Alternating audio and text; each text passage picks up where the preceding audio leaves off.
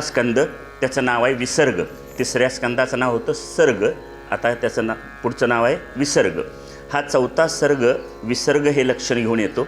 आणि विसर्ग शब्दाचा अर्थ आहे मानवनिर्मित सृष्टी, मानवानं निर्माण केलेली सृष्टी. पहिले काय होती? ब्रह्मदेवानं निर्माण केलेली सृष्टी तिसऱ्या सर्गामध्ये. आता मानवानं निर्माण केलेली मनुष्यनिर्मित सृष्टी. आता मगाच्या तिसऱ्या सर्गामध्ये मी सांगितलं होतं ही सृष्टी बाहेर दिसत नाही, आपण आत बघायची. आता इथं सांगितलं आहे की ही जी बाहेर दिसणारी सृष्टी आहे या सगळ्याला काय म्हणायचं? विसर्ग. आपल्याला सर्जन माहिती आहे, सृजन म्हणजे आपण गणपती विसर्जन केलं, गणपतीचं काय केलं? विसर्जन केलं. आता निर्माण होणं, काही काळ राहणं आणि नंतर काय करणं? विसर्जन करणं. आता तर याचं नाव आहे विसर्ग. आता एक भगवंताची सृष्टी किंवा ब्रह्मदेवाची सृष्टी आणि भगवंताची सृष्टी यात काय फरक आहे? ब्रह्मदेव जेव्हा सृष्टी निर्माण करतो तेव्हा ब्रह्मदेवाला सृष्टी निर्माण करताना जीवाजवळ जीव लागतो, जीवाजवळची काही कर्म लागतात.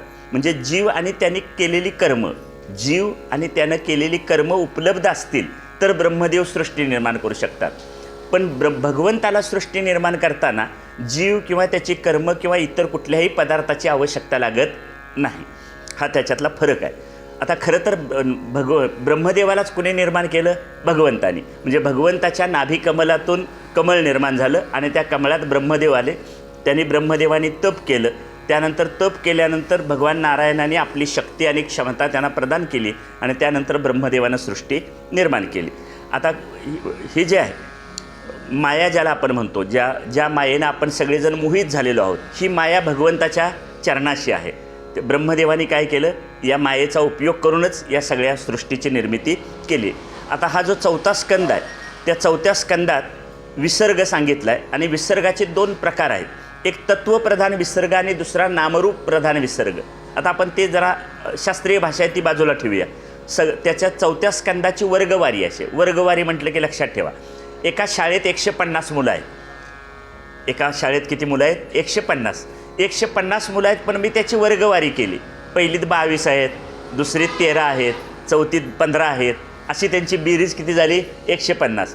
शाळेत मुलं किती आहेत म्हटलं तर 150, पण प्रत्येक वर्गात किती आहेत म्हटलं तर त्याची वर्गवारी केली. तशी इथं स्कंदाची सुद्धा काय केली? वर्गवारी केली. आता हा जो स्कंद आहे विसर्ग नावाचा चौथा स्कंद, याच्यात सुद्धा एकूण 31 अध्याय आहेत. या 31 अध्यायांची फोड अशी आहे, पहिल्या 7 अध्यायांमध्ये धर्माबद्दल सांगितलं आहे, त्या पुढच्या 5 अध्यायांमध्ये अर्थ या पुरुषार्थाबद्दल सांगितलं आहे, त्यानंतरचे 11 अध्याय ते काम या पुरुषार्थाबद्दलचे आहेत आणि पुढचे 8 अध्याय हे मोक्ष या पुरुषार्थाबद्दलचे आहेत. म्हणजे चौथा संपूर्ण स्कंद कशाबद्दल आहे? 4 पुरुषार्थांबद्दल आहे. धर्म, अर्थ, काम आणि मोक्ष या 4 पुरुषार्थाबद्दल सांगितलं आहे. अर्थ शब्दाचा अर्थ आहे प्राप्तव्य. अर्थ म्हणजे काय? प्राप्तव्य. जे सर्वश्रेष्ठ आहे ते मिळवणं याला काय म्हणायचं? पुरुषार्थ. मग आता सर्वश्रेष्ठ पुरुषार्थ कोणता आहे? मोक्ष. पण त्याच्या अगोदरचे जे 3 पुरुषार्थ आहेत ते या 4ही पुरुषार्थांची निर्मिती माणसासाठी केलेली आहे. माणूस सोडून दुसऱ्या कुणासाठी हे पुरुषार्थ नाहीत. पुरुष शब्दाचा अर्थ पुल्लिंगी आणि स्त्रीलिंगी असं नाही. हिथं असणारा जीव, माझ्या शरीरात पुरुषाच्या शरीरात असलेला जीव आणि स्त्रीच्या शरीरात असलेला सुद्धा जीवच. समर्थ रामदास स्वामी म्हणतात, पुरुषाचा तो जीव आणि स्त्रीची जीवी ऐसे नाही उठा ठेवी. म्हणजे पुल्लिंगी स्त्रीलिंगी हा बदल कशात आहे? शरीरात आहे, जीवामध्ये नाही. काय लक्षात आलं? पुरुषाचा तो जीव आणि स्त्रीची ती जीवी असा प्रकार नाही. समर्थांचे ओवीच सांगितले मी, पुरुषाचा तो जीव, स्त्रीची ती जीवी ऐसी नाही उठा ठेवी. अशी उठाठेव करायची नाही. दोन्ही शरीरात काय आहे? एक जीवच आहे किंवा एक परमात्मा आहे. आता धर्म, अर्थ, काम, मोक्ष या 4 पुरुषार्थांची रचना कुणासाठी केली? माणसासाठी. आपण इथं बसलेले कोण आहोत? माणूस आहोत. म्हणजे आपल्यासाठी या पुरुषार्थाची योजना आहे. आता त्यातला पहिला पुरुषार्थ आहे धर्म. धर्म या पुरुषार्थाबद्दल 4 पुरुषार्थांच्या 4 कथा सांगितल्यात. 4 पुरुषार्थ समजावून देण्यासाठी 4 कथा सांगितल्यात. कथा आपण नंतर बघणार आहोत. त्या कथेच्या अगोदर त्यातलं तात्पर्य काय आहे त्याचा विचार करायचा. पहिला पुरुषार्थ आहे धर्म. धर्म या पुरुषार्थाबद्दल सांगताना दक्ष आणि यज्ञ यांची कथा सांगितली. आता दक्ष प्रजापतीने केलेला यज्ञ, दक्षाने केलेला यज्ञ. आपलं जीवन हा सुद्धा एक प्रकारचा यज्ञच आहे. आपलं जीवन हा एक प्रकारचा यज्ञ आहे आणि असं एक धार्मिक जीवन आपण जगलो, धर्ममय जीवन जगलो तर जीवनाला पूर्णत्व येतं. आता हे जे माणसाचं जीवन आहे, या माणसाच्या जीवनाच्या यज्ञात सुद्धा एक 4-5 प्रकारचे यज्ञ करावे लागतात. जुन्या काळात मुलगा व्हावा म्हणून करायचा एक यज्ञ होता, पुत्र कामेष्टी यज्ञ. पाऊस पडावा म्हणून करायचा यज्ञ होता. त्या यज्ञात म्हणजे त्या यज्ञाची मांडणी केली जायची. जसं आपण एखाद्या वास्तुशांती करतो, वास्तुशांतीच्या वेळी होम हवन केलं जातं, त्याला आपण सोप्या भाषेत काय म्हणू, यज्ञ. त्या यज्ञामध्ये तीळ तांदूळ तूप जाळले जातात. तुकाराम महाराज प्रश्न विचारतात, जाळीले तीळ तांदूळ काम क्रोध तैसेची खळ.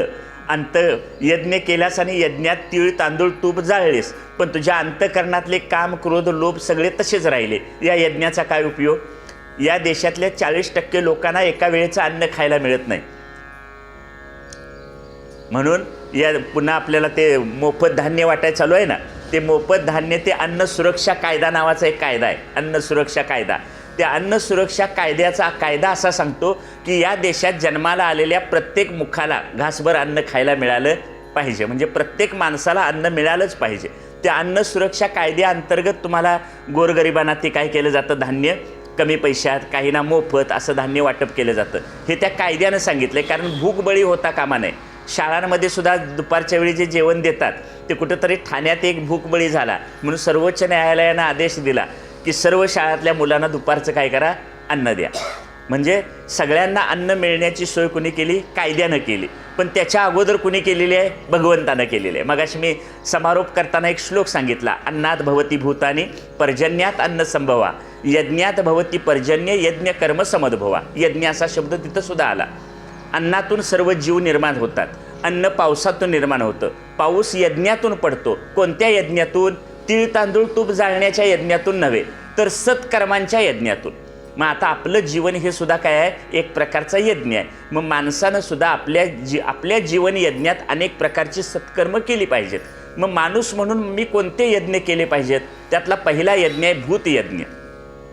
पहिल्या यज्ञाचं नाव काय? भूतयज्ञ. तीळ तांदूळ तूप जाळायचा यज्ञ करायचा नाही, तर मग कोणता यज्ञ करायचा? तर पहिला भूतयज्ञ करायचा. भूतयज्ञ शब्दाचा अर्थ असा, ज्ञानेश्वर महाराज म्हणतात, जे जे भेटे भूत ते ते मानिजे भगवंत, हा भक्तियोग निश्चित जाण माझा. मग भूतयज्ञ करायचा म्हणजे काय? चिमणी हे भूत आहे, कावळा हे भूत आहे, साप हे भूत आहे, वाघ हे सुद्धा काय भूत आहे. म्हणजे सगळा निसर्गातले जे जे जीव प्राणी जन्माला आलेले आहेत ते सगळे कशात मोडतात? भूतात मोडतात. मग माणसं आपलं जीवन सांभाळतात, पण त्या प्राण्यांचा सांभाळ कुणी करायचा? माणसांची संख्या एवढी वाढली की त्या प्राण्यांना आता राहायला जागा उरेना, म्हणून ते आमच्या घरापर्यंत यायला लागलेत. हत्ती आमच्या घरापर्यंत यायला लागलेत, वाघ बिबट्या आमच्या घरापर्यंत यायला लागला, गवा आमच्या शेतापर्यंत आला, आणि मग त्याच्या हल्ल्यात आमचे मृत्यू व्हायला लागले. कारण त्यांच्या राहण्याच्या जागेवर कुणी आक्रमण केलं? आम्ही केलं. मग आम्हाला शिकवावं लागलं, शाळांमधून किंवा शासन जागृती करायला लागलं, वाघ वाचवा, सापांना मारू नका, साप वाचवा, चिमण्या वाचवा. चीन सरकारनं मध्ये एकदा 2 वर्षापूर्वी त्यांचं धान्य कृषी क्षेत्रातल्या संशोधकांनी हे केलं की इतकं धान्य यावेळी धान्याचं उत्पादन कमी कशामुळे झालं? कोणा शास्त्रज्ञानं शोध लावला की चिमण्यांनी धान्य खाल्लं त्यामुळं कमी झालं. चीन सरकारनं फतवा काढला, चिमण्या मारून टाका. सगळ्या चिमण्या चीनमधल्या काय केल्या? मारण्यात आल्या. मग आता पुढच्या वर्षी धान्य उत्पादन वाढायला पाहिजे होतं. म्हणजे समजा 100 हिशोबाला धरूया, 100 टन व्हायला पाहिजे होतं, ते 50 टन झालं. 50 टन कशामुळे झालं? तर 50 टनवरचं चिमण्याने खाल्लं, म्हणून चिमण्या मारून टाकल्या. मग पुढच्या वर्षी धान्य उत्पादन वाढायला पाहिजे होतं, पण त्यानंतर 25 टनच झालं. 25 टन झालं का? पुन्हा संशोधन झालं.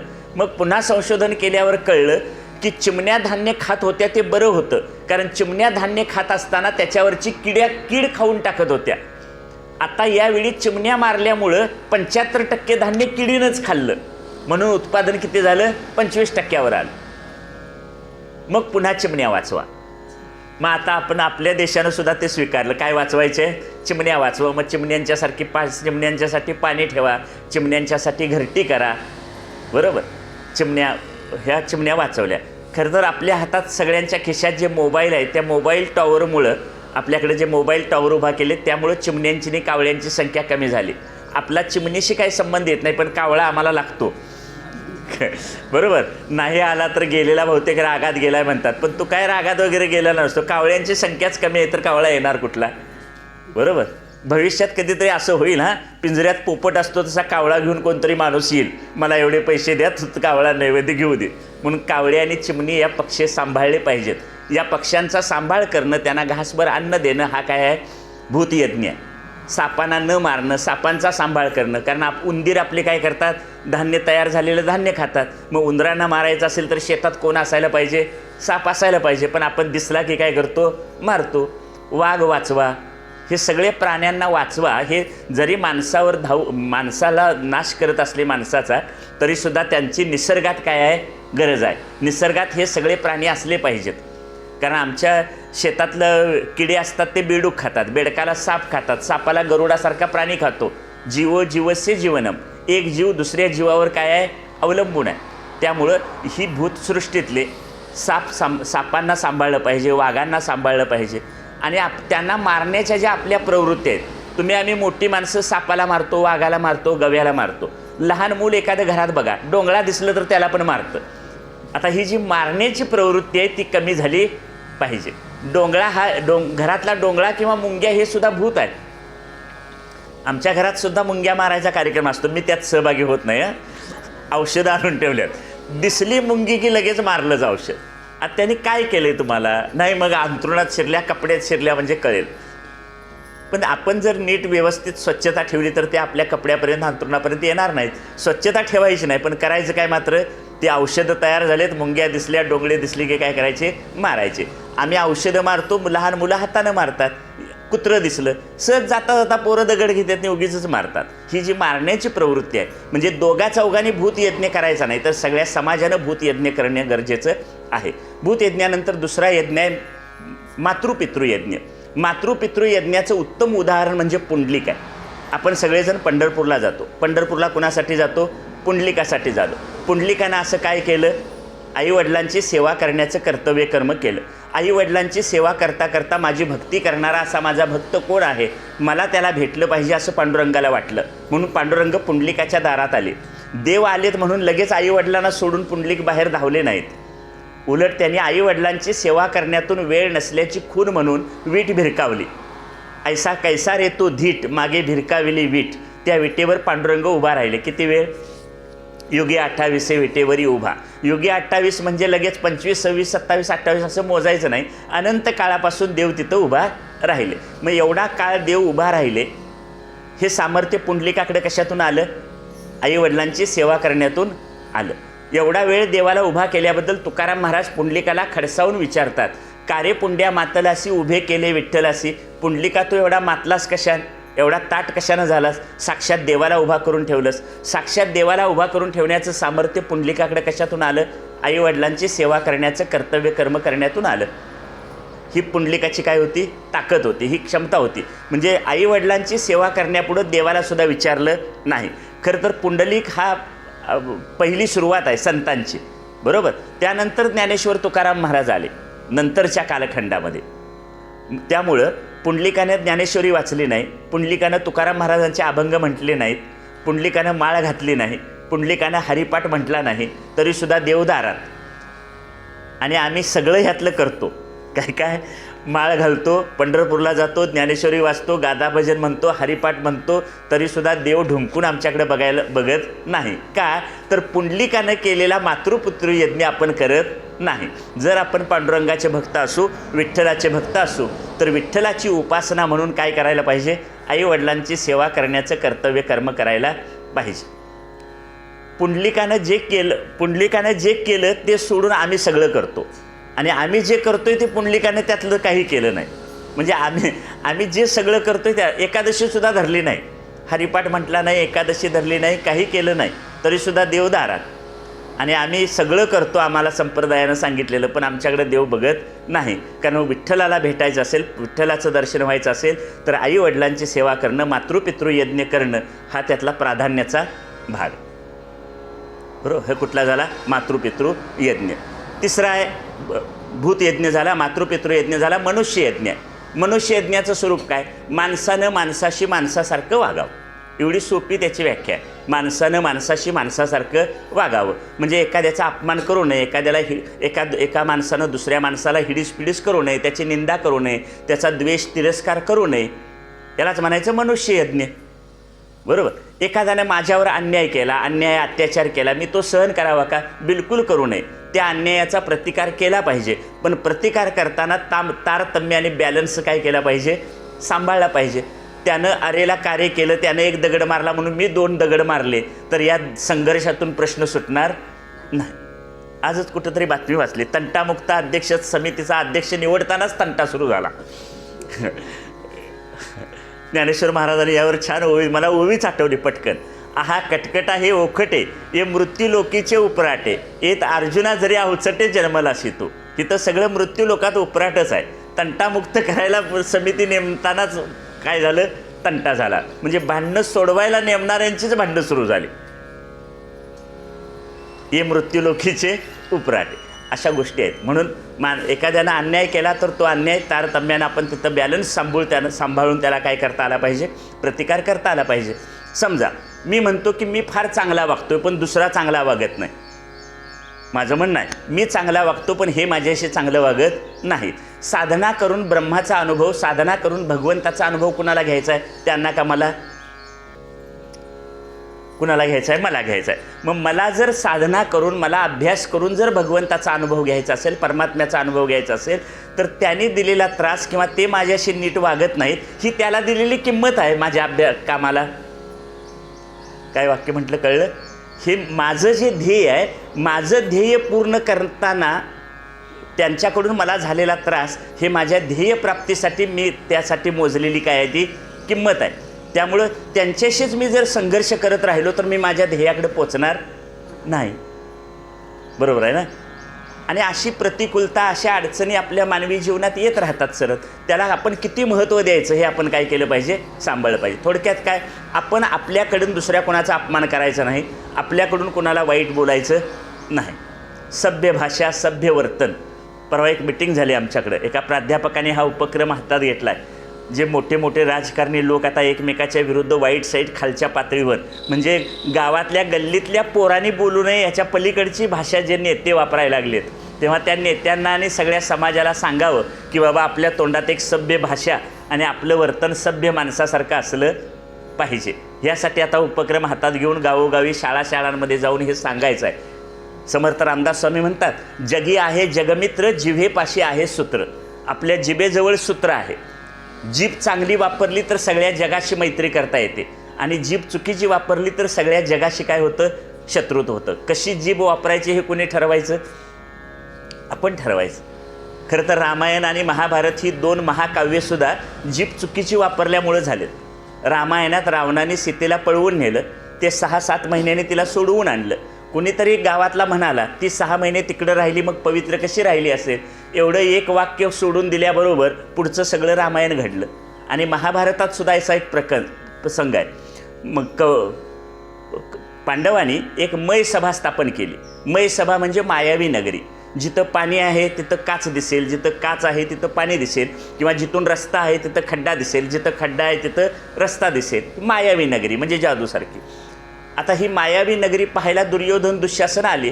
दुर्योधनाला वाटलं महालात जायला इथून रस्ता आहे, म्हणून तो तिथं जायला निघाला आणि तिथल्या पाण्यात खड्ड्यात पडला. त्या महालाच्या गच्चीवर उभा असलेली द्रौपदी तिथनंच म्हणाली, आंधळ्याची पोरं आंधळीच असतात. झालं. आंधळ्याची पोरं आंधळी असतात ह्या एका वाक्याचा सूड उगवण्यासाठी पुढचं सगळं महाभारत घडलं. म्हणून महाभारताचं नाव आहे एक सुडाचा प्रवास. द्रौपदीनं केलेल्या अपमानाचा बदला घेण्यासाठी पुढचं सगळं महाभारत घडलं. 2 वेळा जीभ चुकीची वापरली तर रामायण महाभारत घडलं. आम्ही सकाळी उठल्यापासून रात्री झोपेपर्यंत जिभा जर आडव्या तिडव्या वापरल्या तर किती रामायण आणि महाभारत घडत.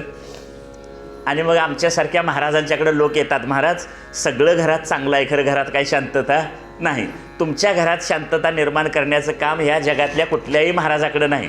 कोणताही महाराज तुमच्या घरात शांतता निर्माण करू शकणार नाही. तुमच्या घरात शांतता निर्माण करायची असेल तर त्याचं सूत्र तुमच्या जिभेजवळ आहे. तेव्हा जीभ काय केली पाहिजे? नीट वापरली पाहिजे. कुठला यज्ञ सांगितला? मनुष्ययज्ञ. हां, आता पुढचाच आहे देवयज्ञ. देवयज्ञ म्हणजे काय? काल आपण बघितलं, हे सगळी सृष्टी किंवा जगाची निर्मिती कुणी केली? ईश्वरानं. ही सृष्टीची निर्मिती, जगाची निर्मिती ईश्वरानं केली. तो ईश्वरच ह्या जगाला सांभाळतो आणि तोच याचा काय करतो, लय करतो. मग ज्या जगानं हे जग, ज्या ईश्वरानं हे जग निर्माण केलं किंवा ज्यानं मला निर्माण केलं, त्याला जाणून घेण्याची सोय मला मिळालेल्या माणसाच्या शरीरात आहे. असं त्या सृष्टीकर्त्याला, सृष्टी निर्मात्याला जाणून घेणं, त्याला काय कुठला यज्ञ म्हणायचं, देवयज्ञ. आता मला बुद्धी दिली, समर्थ रामदास स्वामी म्हणतात बुद्धिदाता नारायणू. आपल्याला बुद्धी देणारा कोण आहे, नारायण. किंवा आता नुकतेच गणपती गेले, ओम त्याचं वर्णन केलं आहे, ओम नमो जे आद्या वेद प्रतिपाद्या जय जय स्वसंवेद्या आत्मरूपा. आत्मरूपा जोडूनच पुढचं ओवी आहे, देवा तूची गणेशू, देवा तूची गणेशू सकलमती प्रकाशू म्हणे निवृत्ती दासू अवधारीचो. सगळ्यांच्या बुद्धीला प्रेरणा देणारा, बुद्धी देणारा कोण आहे, गणपती आहे, म्हणजेच परमात्मा आहे. मग परमात्म्यानं दिलेल्या बुद्धीच्या जोरावर मी डॉक्टर झालो, इंजिनियर झालो, वकील झालो. ती बुद्धी वापरून मी 4 पैसे मिळवले.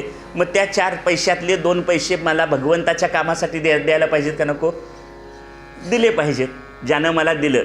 पण शेतकरी माणसं, सर्वसामान्य शेतकरी माणसं हे भगवंताची कृतज्ञतापूर्वक आठवण ठेवतात. पण ज्यांना बुद्धी दिली आणि बुद्धीच्या जोरावर ज्यांनी पैसे मिळवले भरपूर, ते मात्र त्याची आठवण ठेवत नाहीत. उदाहरणार्थ तुम्हाला माहिती आहे, शेतकरी भात पेरायला जायच्या अगोदर देवळात भात ठेवतात.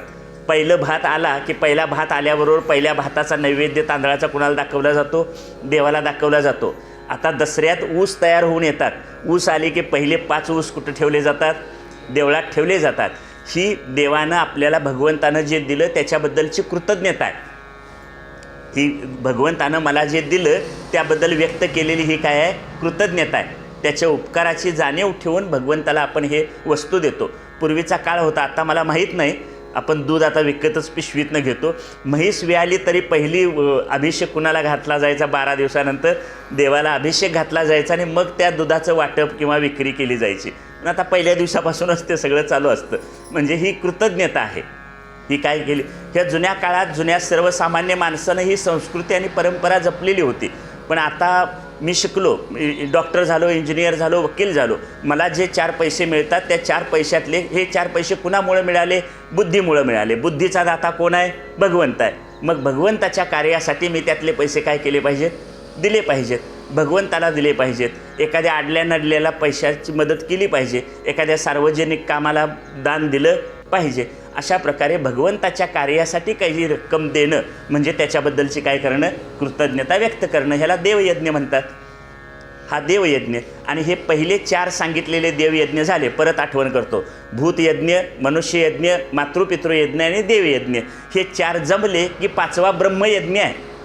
ब्रह्म म्हणजेच विठ्ठल, विठ्ठल म्हणजेच ब्रह्म. बहुत सुकृदाची जोडी म्हणून विठ्ठल आवडी. विठ्ठलाबद्दल भक्ती निर्माण होणं, विठ्ठलाबद्दल प्रेम निर्माण होणं, विठ्ठलाची नामसाधना सतत करत राहणं, त्याचं स्मरण ठेवणं, यालाच म्हणायचं ब्रह्मयज्ञ.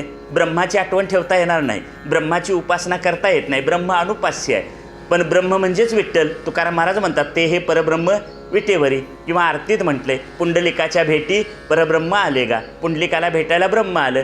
कथात सांगितले विठ्ठल आले. ब्रह्म आलं का विठ्ठल आले?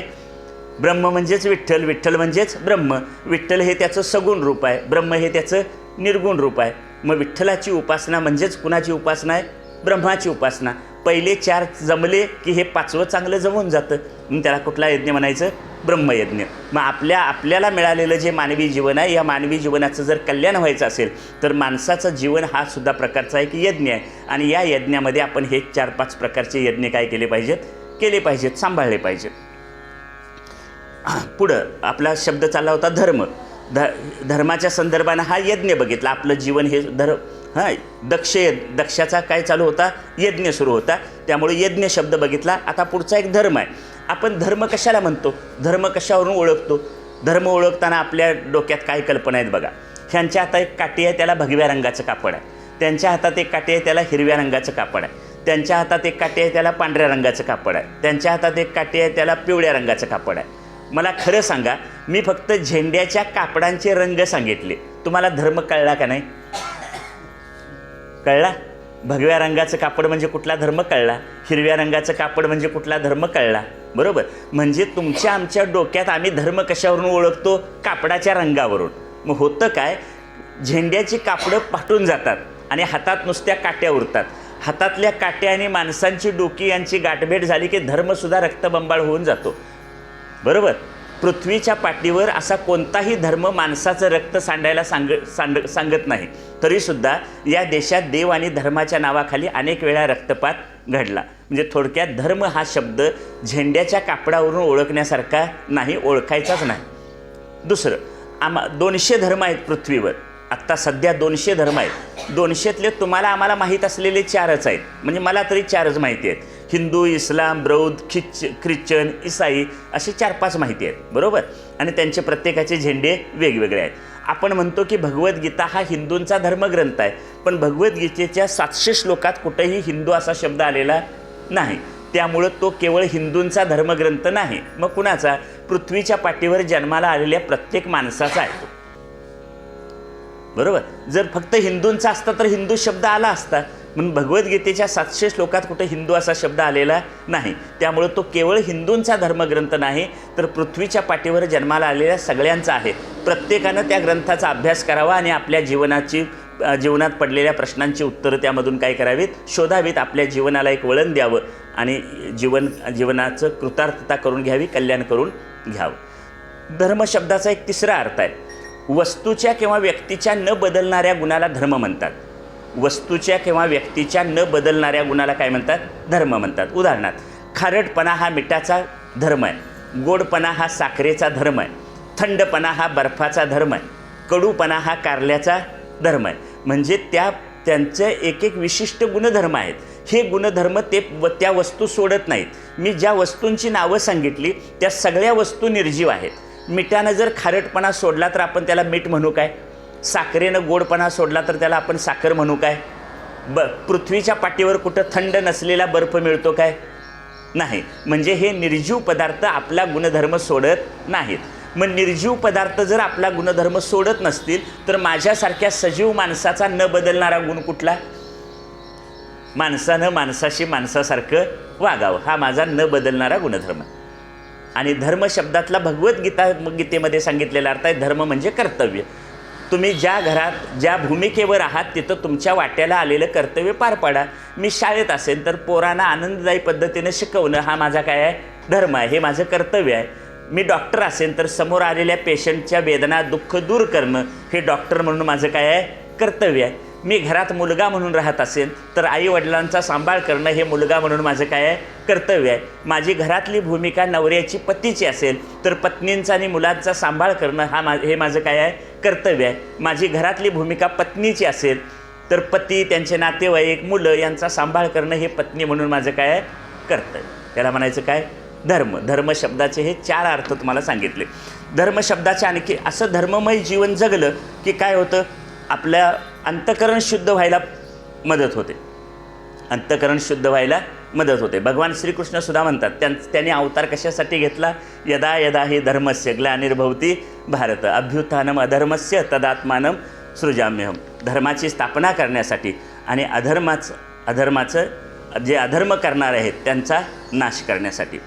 धर्ममय जीवन जगलं की आपल्या जीवनाला एक पूर्णत्व येतं किंवा अंतःकरण शुद्ध होतं. मग धर्म शब्दाचे इतर आणखी काही व्याख्या आहेत. जो आम्हाला धारण करतो, जो समाजाची धारणा करतो त्याला काय म्हणतात? धर्म. धर्मो रक्षिती रक्षितः. म्हणजे आपण जर धर्माचं रक्षण केलं तर धर्म आपलं काय करतो?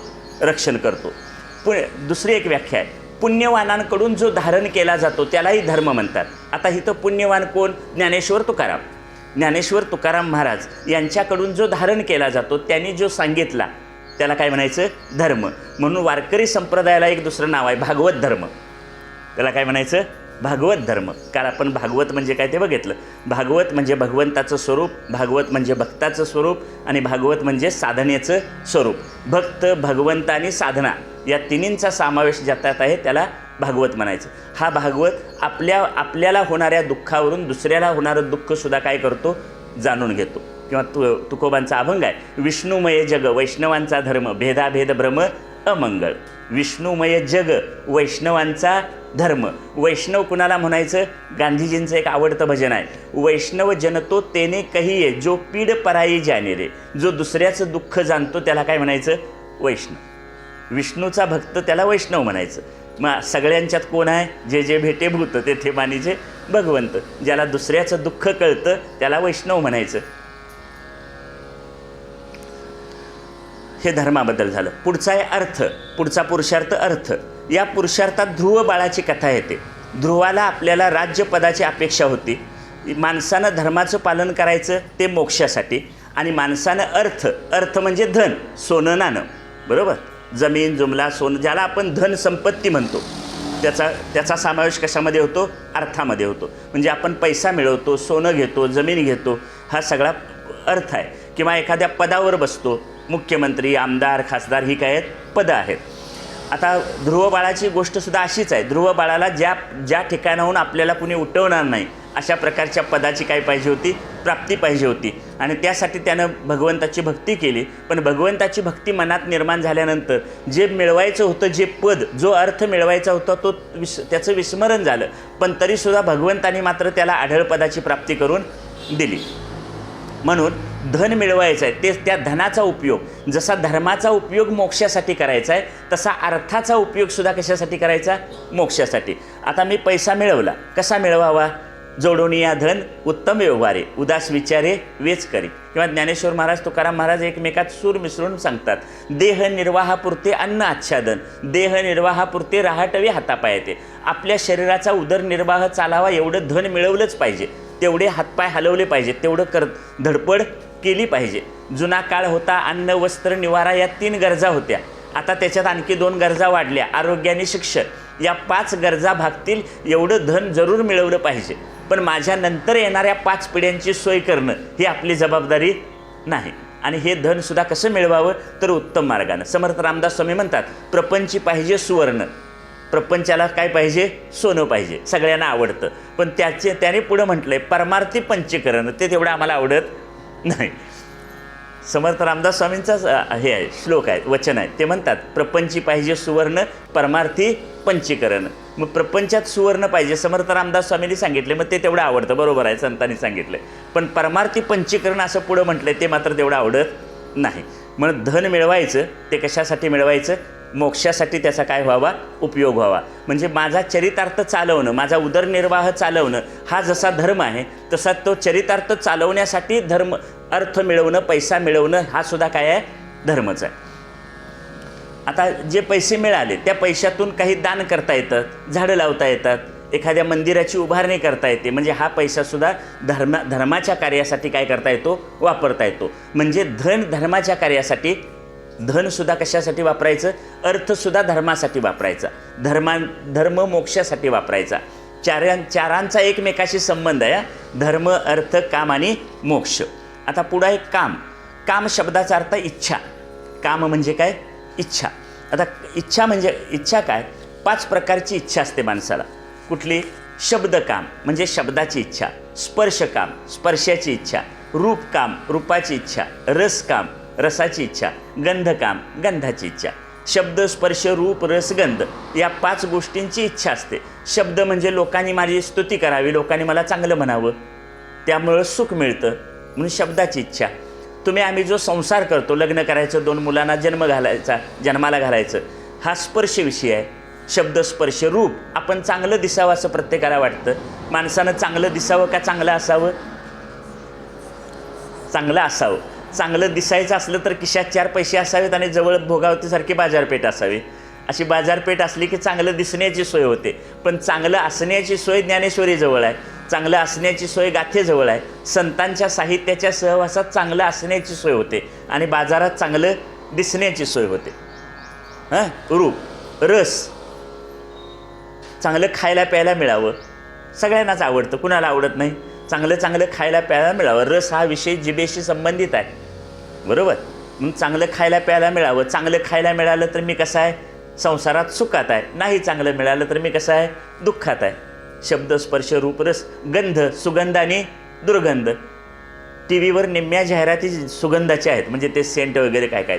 मध्ये एकदा बातम्या बघताना मध्येच एक जाहिरात आली. मी माझ्या मुलाला विचारलं, बाळ ही कसली जाहिरात? तर तो म्हणाला, बाबा ह्याला बॉडी स्प्रे म्हणतात. ह्याला काय म्हणतात? Body spray. हे बॉडी स्प्रे म्हणजे काय? तो म्हणाला, सकाळी आंघोळ केली की आता ग्लोबल वॉर्मिंग वाढलं आहे. ग्लोबल वॉर्मिंग म्हणजे जागतिक तापमान वाढलं आहे. जागतिक तापमान वाढल्याचा परिणाम म्हणजे काय होतो? दिवसभरात शरीराला सतत घाम येतो आणि घामाची दुर्गंधी येते. म्हणून सकाळी आंघोळ केली की हा बॉडी स्प्रे अंगावर मारायचा, म्हणजे त्याला सुगंध येतो. मग पुढे 8 दिवस नाही आंघोळ केली तरी याला म्हणायचं गंधकाम. असे आपण सगळेजण ह्या शब्द स्पर्श रूप रस गंध या कामात काय झालेलो आहोत, बुडालेलो आहोत. काम म्हणजे इच्छा, ही 5 प्रकारची इच्छा. आणि काम शब्दाचा दुसरा अर्थ आहे कामवासना. कामवासनेमुळं कामवासनेची सुद्धा आपल्याला गरज आहे. का तर आपलं वंश सातत्य काय झालं पाहिजे, चालत राहिलं पाहिजे. आणि वंश सातत्य चालवण्यासाठी, चालू राहण्यासाठी कामवासनेची गरज आहे. पण ही कामवासना धर्माच्या मर्यादेत असली पाहिजे. धर्माच्या मर्यादेत कामवासना पूर्ण करणं याचं नाव विवाह करणं. काय वाक्य म्हटलं कळलं? कामवासना धर्माच्या मर्यादेत पूर्ण करणं म्हणजे काय करणं, विवाह. विवाहाच्या माध्यमातून ती जर पूर्ण झाली तर आपल्या जीवनाला एक काय मिळतं, स्वास्थ्य मिळतं.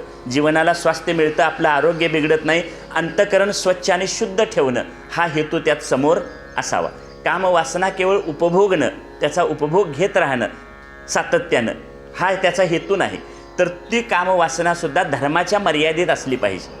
धर्म अर्थ काम मोक्ष म्हणजे धर्म आणि मोक्ष हे 2 काठ आहेत. आणि अर्थ आणि काम हे मधून वाहणारे आहेत. मधून वाहणारे अर्थ आणि काम धर्माच्या आणि मोक्षाच्या काठाच्या मधून चालले पाहिजेत. आता आपली नदी आहे, भोगावती नदी, वेदगंगा, दूधगंगा. नदीला सुद्धा 2 काठ असतात. नदीला 2 काठ असतात म्हणून काठावर माणसं बायका धुणं धुवायला येतात, माणसं जनावरांना चारायला येतात, माणसं जनावरांना पाणी पाजायला येतात. समजा नदी काठ फोडून बाहेर आली, गावात शिरली तर काय होईल? नदी काठ सोडून जर बाहेर पडली तर गाव उद्ध्वस्त होऊन जाईल. तसं अर्थ आणि काम यांचं पाणी जर हे धर्माचा आणि मोक्षाचा काठ सोडून बाहेर पडले तर आपली जीवनाची दुर्दशा झाल्याशिवाय राहणार नाही. म्हणून अर्थ आणि काम या हे 2 पुरुषार्थ, धर्म आणि मोक्ष या 2 काठांच्या मधून काय झाले पाहिजेत, चालले पाहिजे. काय म्हटलं कळलं? म्हणून अर्थ आणि काम हे साधन आहे आणि धर्म आणि मोक्ष हे त्याचं काय आहे, साध्य आहे. म्हणून अर्थ मिळवायचा तो सुद्धा धर्मासाठी आणि मोक्षासाठी, आणि काम उपभोगायचा तो सुद्धा धर्माच्या आणि मोक्षाच्या मर्यादेत. म्हणजे धर्म अर्थ काम मोक्ष 2 काठ कुठले, धर्माचा 1 काठ आणि मोक्षाचा 1 काठ. आणि त्या दोघांच्या मध्ये काय आहे, अर्थ आणि काम.